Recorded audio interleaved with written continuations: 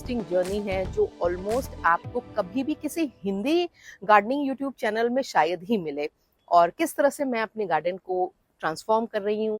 बहुत ही सस्ते आइडियाज हैं जिनको कि आप फॉलो कर सकते हैं, और उनको फॉलो करके आपके यहाँ भी अगर इसी तरह का गार्डन है या स्पेस है तो आप मेरी तरह से डेकोरेट कर सकते हैं। क्योंकि मैं देखती हूँ अक्सर खास करके छोटे शहरों में लोगों के पास बहुत बड़े बड़े स्पेसेस तो होते हैं, पर उनको लगता है बहुत खर्चा कौन करे, तो वो उसको अनअटेंडेड छोड़ देते हैं या बड़ा अनरूली सा विजिट सा गार्डन डेवलप हो जाता है। कहीं कुछ लगा दिया, कहीं कुछ लगा दिया, कहीं कुछ लगा दिया। पर यकीन मानिए, आप बिना पैसे खर्च करके रोज एक एक घंटा दे करके आप अपने पूरे गार्डन को ट्रांसफॉर्म कर सकते हैं। और अगर आपके पास भी ऐसा स्पेस है और आप अभी तक ये सोच करके हाथ पे हाथ धरे बैठे थे कि कहाँ से आप इतना पैसा खर्च करें, कहाँ से आप लैंडस्केपिंग वालों को लाएं, कहाँ से आप आइडियाज लाएं, तो मेरे साथ जुड़िए। नमस्कार, आप देख रहे हैं गार्डनिंग एस्थेटिक्स। मैं हूं अनीता दिनेश। गार्डनिंग एस्थेटिक्स में आज है मेकओवर डे, और मैं आपको अपने गार्डन के एक पोर्शन का जो मेकओवर मैंने किया है या जो उसमें नया किया है और उसको ट्रांसफॉर्म किया है, उस पे आज वीडियो डालने का दिन है। यानी कि ये गार्डन मेकओवर व्लॉग है। ये मेरा चौथा गार्डन मेकओवर व्लॉग है जिसमें मैं आपको अपने गार्डन के एक कॉर्नर का ट्रांसफॉर्मेशन दिखाऊंगी। अभी पिछले हफ्ते मैंने एक सिंगोनियम की वीडियो अपलोड की थी, जिसको देख करके आप में से बहुत सारे लोगों ने पूछा कि वो जो अरेंजमेंट है वो मैंने कैसे तैयार किया, क्या मैंने जमीन में लगाए, प्लांटर्स में लगाए हैं, और कैसे इतने थिक दिख रहे हैं, क्या किया मैंने, किस तरह से उनको मैनेज किया, क्या मैं अपने गार्डन में सॉइल के ऊपर ही स्टैंड्स रखती हूँ या मैं किस तरह से प्लांट को उस पे रखती हूँ ताकि उसके पॉट में भी मिट्टी ज्यादा ना लगे और वो एक अरेंजमेंट खूबसूरत अरेंजमेंट हो। तो आज का जो ये जो व्लॉग है ये उन्हीं लोगों के लिए है जिनको कि मेरा पूरा वो अरेंजमेंट देखना था स्क्रैच से। सारा कुछ आप इस वीडियो में देखने वाले हैं। और इसके अलावा भी मैं पहले अपने गार्डन के मेकओवर व्लॉग्स बनाती रहती हूँ, क्योंकि जब मैं इस घर में शिफ्ट हुई थी तो गार्डन बहुत ही बेसिक था, बहुत ज्यादा मेरे स्टाइल का नहीं था। 3 अच्छे से लॉन थे और उनमें कुछ कुछ प्लांट्स भी लगे हुए थे, पर वो उस तरह के नहीं थे जो मेरा अपना स्टाइल है, मेरा अपना तरीका है और मेरा अपना एस्थेटिक्स है। उसके अकॉर्डिंग फिर मैंने धीरे धीरे करके पूरे गार्डन को ट्रांसफॉर्म करने की सोची। और आप यकीन मानिए कि मैं रोज लगभग 1 से 1.5 घंटे अपने गार्डन को ट्रांसफॉर्म करने के लिए काम करती हूँ।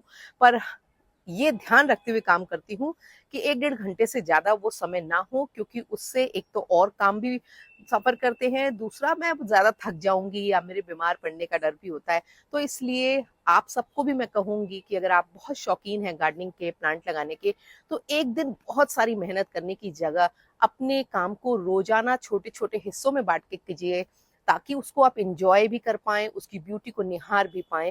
तो चलिए पूरा प्रोसेस आपको दिखाऊंगी और उसके साथ ही साथ अपने टिप्स और अपने इनपुट्स देती जाऊंगी जिससे कि आपको मदद। पर वीडियो को शुरू करें उसके पहले आपसे मेरी गुजारिश है कि मेरे चैनल को सब्सक्राइब कर लीजिए, बेल आइकन जरूर पुश कर दीजिए ताकि गार्डनिंग से जुड़े हुए मैं जो भी अपडेट करूं वो आप तक पहुंचे। वीडियोस जब पसंद आते हैं तो उनके लिंक को अपने गार्डनिंग लविंग फ्रेंड्स के संग शेयर करने से हमारे वीडियोस की रीच बढ़ती है और वो ज्यादा लोगों तक पहुंचते हैं। ऐसा ही तब भी होता है जब आप उन पे लाइक करते हैं, उन पे कमेंट करते हैं। तो ये भी एक ऐसी चीज है जो मेरे लिए आप करना बिल्कुल भी मत भूला करें। अब आ जाते हैं अपने वीडियो के। जब मैं अपने पिछले वाले घर में होती थी तो बहुत सारे लोग मुझसे पूछते थे कि किस तरह से मैं प्लांट्स अरेंज करती हूँ, उनको मेरा स्टाइल अच्छा लगता है तो कैसे मैं उनको समझाऊं और कैसे वो करें। पर मेरे लिए मुश्किल इसलिए होता था क्योंकि कई सालों से अरेंज्ड प्लांट थे, तो मुझे समझ में नहीं आता था कि किस तरह से मैं आपके संग शेयर करूं। पर जब मैं इस नए घर में शिफ्ट हुई तो मेरे पास पूरा मौका था आपको अपने स्टाइल का गार्डन डेकोर समझाने का, दिखाने का और आपके साथ शेयर करने का। और उसका मैंने फायदा उठाया, और मुझे तो लगता है कई बार कुदरत खुश होकर के आपको ऐसी अपॉर्चुनिटीज भी दे देती है कि जिससे आप अपनी इच्छाओं को पूरा कर पाए। तो बिल्कुल मेरे संग भी ऐसा। जब मैंने गार्डन को मेकओवर करने की सोची तो मैंने ये तो रिजोल्यूट कर लिया था कि मुझे कोई भी ऐसी चीज़ नहीं लेनी है जो कि एक्सपेंसिव हो, नई हो, सो दैट कि मैं दूसरे लोगों को भी मोटिवेट कर सकूं, उनके पास जो चीज़ें पड़ी हुई हैं, आसपास हैं, उनको इस्तेमाल कर लें। और एक दिन में तो डेकोर होता नहीं है। हमने शुरुआत की सिंगोनियम की अलग अलग वैरायटीज़ को मॉसपोल पे लगा करके, क्योंकि हमें कुछ बड़े ऐसे प्लांट्स चाहिए थे जो लश हों और जल्दी से 2 महीने में एकदम कॉर्नर को बहुत बेहतरीन बना दें। और सिंगोनियम और क्लेडियम से बेहतर चॉइस हो नहीं सकती थी, क्योंकि इस समय क्लेडियम का जो सीज़न था वो पीक पे था और हमारे क्लेडियम तैयार हो चुके थे ऑलरेडी। बस हमें ज़रूरत थी उनको प्लेसमेंट करने की।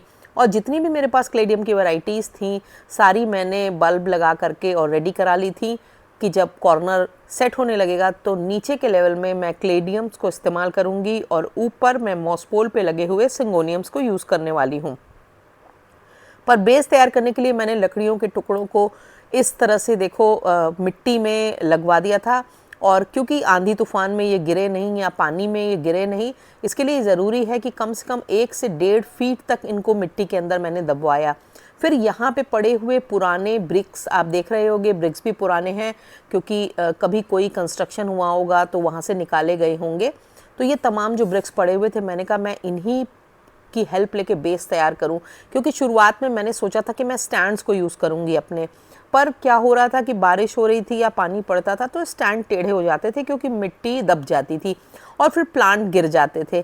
तो इसलिए मैंने सोचा कि इन ब्रिक्स को मैं यूज़ करूं, तो मैंने इस तरह से करके इन वुडलॉक्स के अराउंड ब्रिक्स का एक फ्लोर जैसा बना दिया, सो दैट कि प्लांटर्स गंदे भी ना हो और उनमें अलग अलग लेवल्स भी दिखाई दे, यानी कि जो पीछे के प्लांट हैं वो ऊंचे दिखें और आगे के प्लांट नीचे दिखें। उसी हिसाब से मैंने एक फॉल्स फ्लोर की तरह वुडलॉक्स के अराउंड बना दिया और फिर सिंगोनियम की तमाम वैरायटीज़ को, जिनमें कि मॉसपोल पे लगी हुई और बिना मॉसपोल पे लगी हुई वैरायटीज़ थी, उनको एक एक करके जचाना शुरू कर दिया। एक हिस्से में मैं यहाँ क्लेडियम को यूज़ कर रही हूँ जो रेक्टेंगुलर पॉट्स में लगे हुए हैं, और इनको आगे की पूरी रो इनसे बनाऊंगी, और जहाँ पर लगेगा कलर ऐड करने के लिए या थोड़ा सा मोनोटोनी ब्रेक करने के लिए मैं सिंगोनियम के छोटे प्लांट्स जो पॉट्स में लगे हुए हैं उनको यूज़ करूँगी। तो देखो कुछ ये इस तरह का एरिया धीरे धीरे शेप लेता जा रहा है। पीछे की तरफ इसमें एक पूरी हेज की वॉल बनी हुई है, उसी के आगे मैंने सारा डेकोर किया। और अब आप देखो धीरे धीरे ऊपर की तरफ जो मैंने वुडलॉग्स रखे हुए थे उनको भी सोचा कि मैं स्टैंड की तरह यूज़ करूं और उनके ऊपर पोथोस, स्पाइडर प्लांट और स्विस चीज़ प्लांट को रख दिया, अलग अलग वैरायटी इनकी रख दी, और जिससे कि ये ऊपर की तरफ भी एक लिविंग स्कल्पचर के जैसा लुक आ गया और थोड़ा सा ज़्यादा एस्थेटिक ऐड हो गया। बहुत सारी सिंगोनियम की वैरायटी मेरे पास हैं, ऑलमोस्ट 34 से भी ज़्यादा वैरायटीज़ हैं, और जिनको कि मैंने इस पूरे एरिया में सजाया है। और क्लेडियम की भी मेरे पास कम से कम 10 से 12 वैरायटीज़ हैं। तो इनको एक साथ यूज़ करने का कारण एक तो ये भी था कि ये प्लांट ऑलमोस्ट आइडेंटिकल होते हैं, और सिंगोनियम्स में जो फास्ट कलर और पैटर्न्स की कमी होती है वो क्लेडियम्स पूरा कर देते हैं, और दोनों का वाटरिंग नीड एक है। छोटे प्लांटर्स वुडलॉग पे रखे थे तो मुझे ये रियलाइज़ हुआ कि स्टेबिलिटी की कमी है, आंधी आए तूफान आए तो इनके गिरने का डर है। फिर मैंने क्या किया, उससे थोड़ी ज़्यादा चौड़ी वुड को कटवा करके लॉग्स में इस तरह से उनका टेबल टॉप बना दिया। अब जब इनके ऊपर मैंने प्लांटर रख दिए तो इतने दिनों में कितनी बार आंधी आई, तूफान आया, बारिश हुई, पर वो प्लांटर ऑलमोस्ट स्टेबल हैं और इधर उधर नहीं हिले, नहीं गिरे। देखिए सच तो ये है कि जो गार्डन्स होते हैं वो एक दिन में नहीं बनते हैं, उनमें सालों साल की मेहनत होती है, सालों साल के एफर्ट्स होते हैं, और कुछ ना कुछ चेंज, कुछ ना कुछ नया उसमें हमेशा ऐड होता रहता है।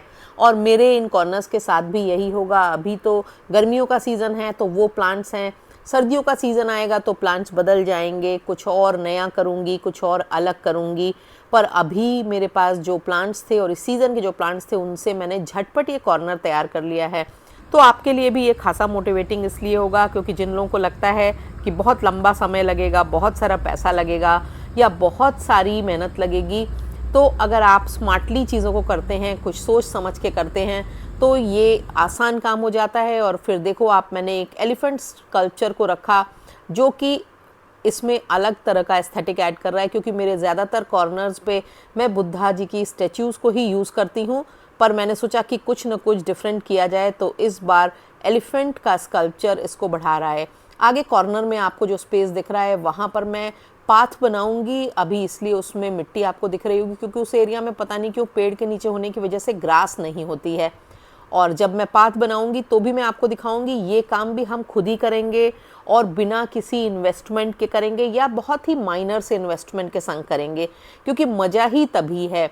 आप पैसा खर्च करके बहुत सारी चीज़ें तुरंत कर सकते हैं, बहुत सुंदर कर सकते हैं, महंगी कर सकते हैं, पर जब आप नेचुरल चीज़ों की हेल्प लेकर के खुद के क्रिएटिव आइडियाज़ के संग, खुद की क्रिएटिविटी के संग कोई काम करते हैं तो वो काम बहुत ज़्यादा आपको सेटिस्फाइड करने वाला होता है। अगर आपको कुछ बहुत अच्छा लगा हो तो आप मुझे कमेंट बॉक्स में कमेंट करके ज़रूर बताइए। अगर आपके पास भी ऐसा स्पेस है और आप अभी तक ये सोच करके हाथ पे हाथ धरे बैठे थे कि कहाँ से आप इतना पैसा खर्च करें, कहाँ से आप लैंडस्केपिंग वालों को लाएँ, कहाँ से आप आइडियाज़ लाएँ, तो मेरे साथ जुड़िए और आप और मैं मिल कर के आपके स्पेस को भी ट्रांसफॉर्म कर देंगे।